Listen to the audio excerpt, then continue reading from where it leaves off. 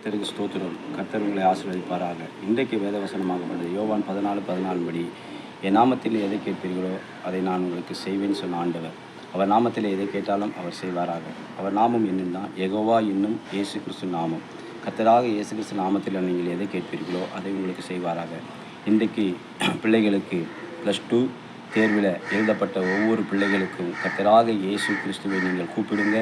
கர்த்தர் உங்களை எல்லாவற்றிலும் ஆசீர்வதிப்பாராக.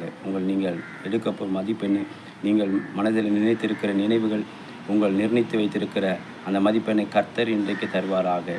உங்களை பாஸ் பண்ண கர்த்தர் வல்லவராக இருக்கிறார். நீங்கள் வெற்றி பெறுவீர்கள். நீங்கள் அடுத்த கட்டத்துக்கு காலேஜுக்கு போகவும் கர்த்தர் உங்களுக்கு உதவி செய்வாராக. எல்லா பிள்ளைகளையும் கர்த்தர் பிள்ளைகள் கர்த்தரோட சுதந்திரம், அந்த சுதந்திரத்தை கர்த்தர் ஆசீர்வதிப்பாராக. நீங்கள் பயப்படாமலும் கலங்காமல் இருங்க. தேவனிடத்தில் விசுவாசமாக இருங்க. பயப்படாதே, நான் உன்னுடன் இருக்கிற சொன்ன ஆண்டவர் இன்றைக்கு உங்களோடு இருந்து அவர் உங்கள் வழிகளை, உங்கள் காரியங்களை வாய்க்க செய்வாராக. கர்த்தராக இயேசு கிறிஸ்து நாமத்தை விசுவாசிங்க. அவர் நாமத்தில் மாற்றம் கேளுங்க. இயேசுவே, உங்கள் நாமத்தினால் கேட்குறோம். எங்களுக்கு இன்றைக்கு தேவையான எங்கள் பாஸ் மார்க்கை எங்களுக்கு தருவீராக. திருத்தப்பட்ட பேப்பரில் கர்த்தர் தாமே கிருபையாய் உங்களுக்கு வழிநடத்துவாராக.